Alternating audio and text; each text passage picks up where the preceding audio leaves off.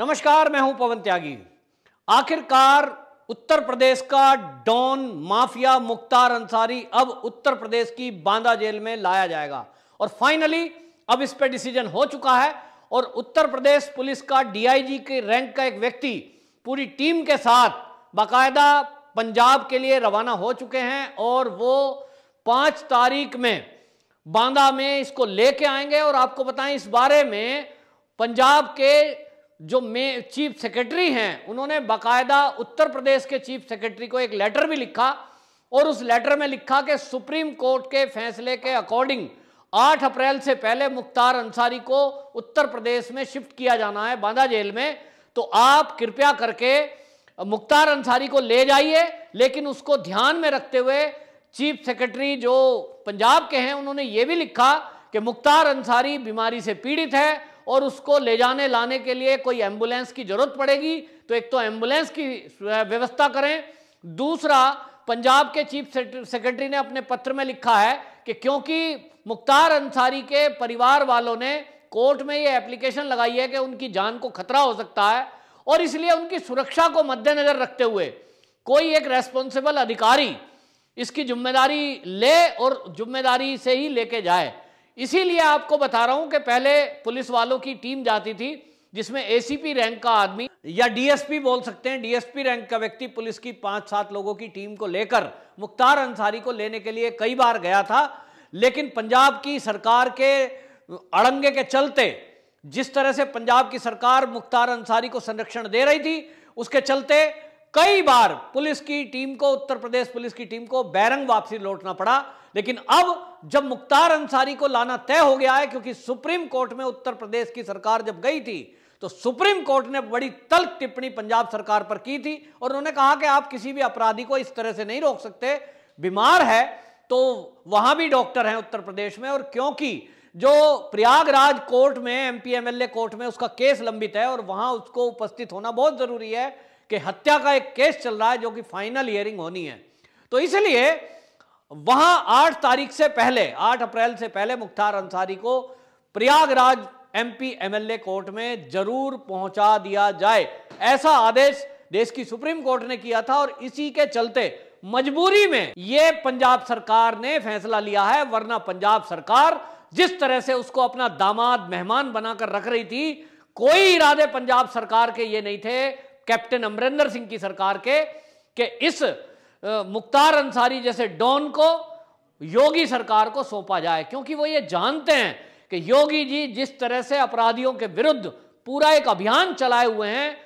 और इस अभियान के तहत बड़े बड़े अपराधियों को मार गिराया गया है या वो जेल के अंदर हैं, तो मुख्तार अंसारी की फैमिली वाले हमेशा ये कहते रहे कि मुख्तार अंसारी के जो कारनामे हैं उसको देखते हुए उन्हें लगता होगा कि योगी जी जिस स्टाइल में काम कर रहे हैं कहीं उनकी हत्या ना हो जाए, कहीं उनको बीच में मार ना दिया जाए। हालांकि ये सब उनकी चिंता बेमतलब है कि पुलिस लेने जा रही है, योगी जी कोई उसमें बीच में रोल नहीं है, पुलिस का काम है, कोर्ट का काम है, कोर्ट का केस चल रहा है और प्रयागराज कोर्ट ने बाकायदा सम्मन जारी किए हैं, इसमें योगी जी का कोई रोल है नहीं। और जिस तरह से कई अपराधी मारे गए हैं वो तब मारे गए हैं जब वो भागने की कोशिश करते हैं या पुलिस पे कोई हमला कर देते हैं। तो अगर मुख्तार अंसारी चुपचाप एम्बुलेंस में बैठ के या पुलिस की गाड़ी में बैठ के बिना किसी शातिराना हमला किए, कुछ बदमाशी किए, चुपचाप आ जाएगा तो चुपचाप बांदा जेल में पहुंच जाएगा,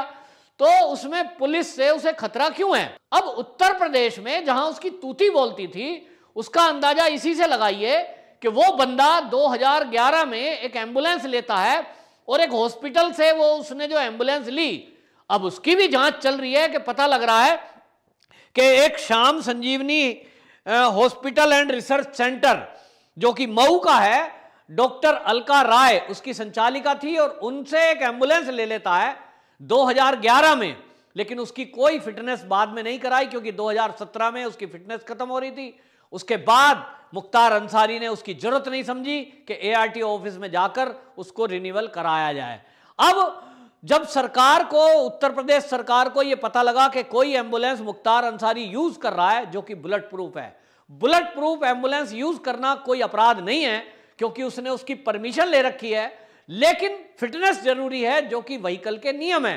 अब योगी सरकार ने बाकायदा कानूनों का हवाला देते हुए अलका राय को नोटिस भेजा, क्योंकि वो एम्बुलेंस अलका राय के नाम पे आज भी दर्ज है। तो बाराबंकी के एआरटीओ ने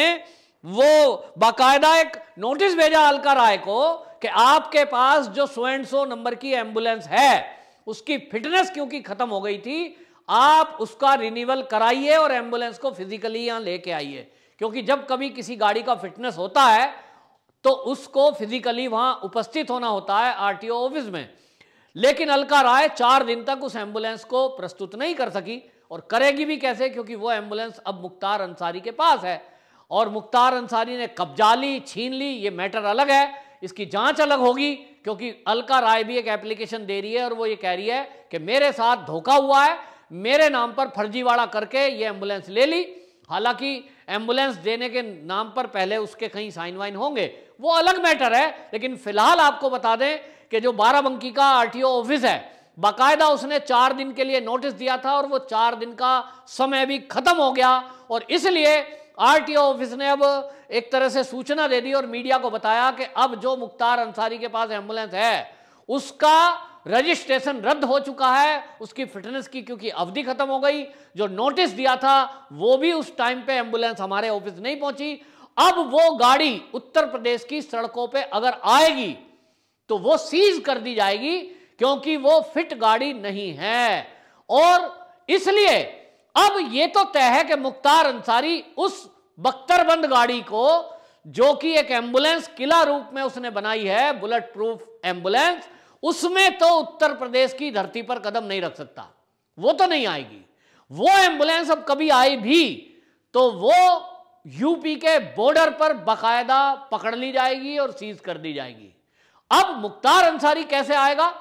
ये वो अटकलें लगा रहा है, और ये सुनने में आ रहा है, जो हमें अंदर की खबरें मुझे मिली हैं पंजाब से, जो मेरे पत्रकार मित्र हैं वो बता रहे हैं कि पंजाब सरकार ये इंतजाम करने में लगी हुई है, क्योंकि हम सबको ये बात नहीं भूलनी चाहिए कि वो हामिद अंसारी जो पूर्व उपराष्ट्रपति हैं उनका भतीजा है, और किस तरह से कांग्रेस के लोग उसको बचाने में इसीलिए लगे हुए हैं। उन सब ने अभी भी ये प्लानिंग करी है कि पुलिस का, पंजाब पुलिस का एक दस्ता इस मुख्तार अंसारी को छोड़ने के लिए उत्तर प्रदेश की पुलिस के साथ साथ एक दस्ता आगे पीछे गाड़ियों का वो उत्तर प्रदेश की मऊ जेल तक जाएगा।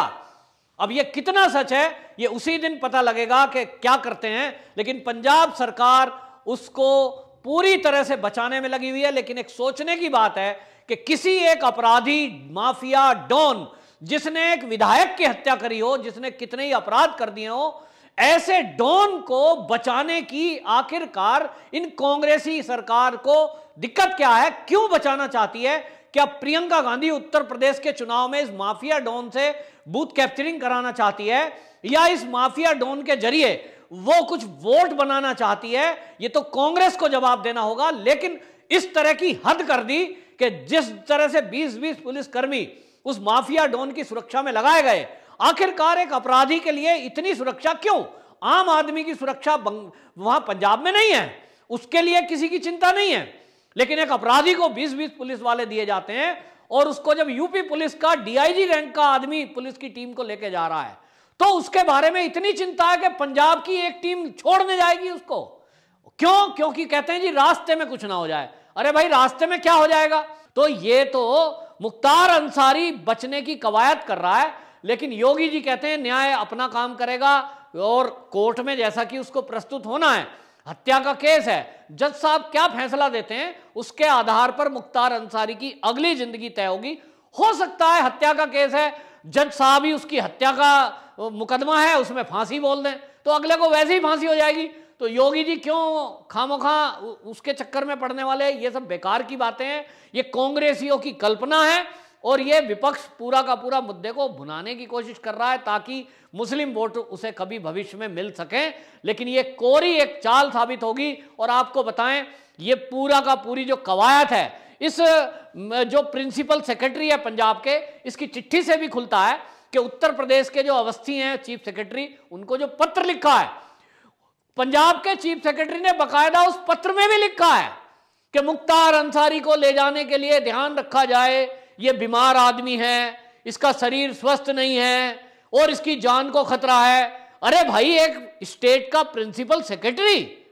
और एक अपराधी के लिए इतना चिंतित, भाई कमाल हो गया। इसका मतलब पंजाब की जेलों में जितने अपराधी बंद हैं, क्या वहां की सरकार और वहां के प्रिंसिपल सेक्रेटरी इसी तरह सबकी चिंता करते हैं? क्यों आखिर इतनी चिंता है भाई? अरे भैया सबको पता है, और अब तो जिस दिन से मीडिया में आ रहा है, अब तो पूरी दुनिया को पता लग गया कि मुख्तार अंसारी नाम का एक खूंखार अपराधी जो एमएलए है, ठीक है भाई, एमएलए एमपी कोर्ट में केस चल रहा है, सबको पता लग गया। और अब सबको पता है कि वो बीमार है, बहाने कर रहा है, चाहे वो ममता बनर्जी की तरह व्हील चेयर पर बैठा दिखाई दे रहा है। कुछ दिन पहले तक तो उस पर उठा भी नहीं जा रहा था, पता नहीं उसको 50 बीमारी हो गई, शुगर फुगरजन क्या क्या हो गया। तो वो ड्रामेबाजी करने में ये सब कांग्रेसी लोग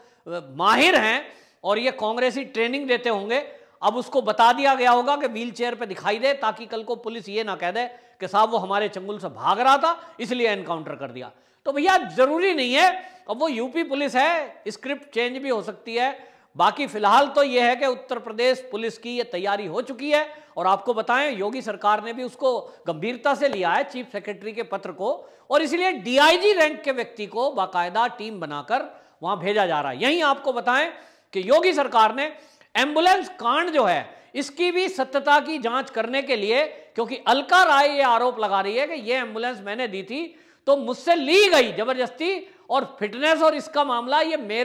मैंने कोई पेपर साइन नहीं किए, कुछ पेपर साइन कराए थे ट्रांसफर के लिए, वो डरा धमका कर किस लिए कराए गए थे, तो उसकी एप्लीकेशन पे भी ध्यान करने के लिए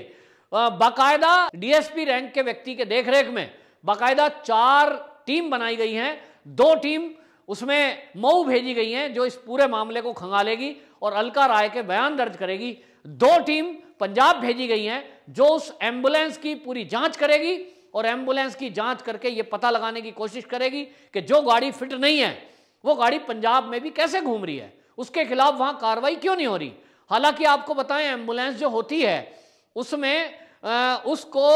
जो ये एक दूसरे स्टेट में जाने के लिए परमिट चाहिए होता है, एम्बुलेंसों को परमिट की जरूरत नहीं पड़ती है। एम्बुलेंस किसी भी स्टेट की किसी स्टेट में जा सकती है बिना परमिट के। तो परमिट के बिना तो वहां पहुंच गई, लेकिन फिटनेस कागजों का जरूरी है, प्रदूषण होना जरूरी है, ये कुछ चीजें जो नियम कायदे व्हीकल के लिए हैं वो उस एम्बुलेंस पे भी लागू होते हैं। और पंजाब में जहां यूपी नंबर की कोई गाड़ी हो उसको तो तुरंत रोकते हैं, दिल्ली यूपी की नंबर को। वहीं मुख्तार अंसारी की एम्बुलेंस वहां कैसे बेबाक घूम रही है यह भी पता लगता है कि पंजाब की सरकार उस मुख्तार अंसारी को ही संरक्षण नहीं दे रही, उसकी गाड़ियों का भी संरक्षण कर रही है। यह खुलासा अब इस मैटर के खुलने से हुआ है। तो पंजाब सरकार और कांग्रेस जवाब दे कि आखिरकार वो मुख्तार अंसारी को संरक्षण क्यों दे रही है, उसकी अवैध गाड़ियों को संरक्षण क्यों दे रही है। इसका जवाब अगर किसी के पास है तो जरूर दे। वंदे मातरम।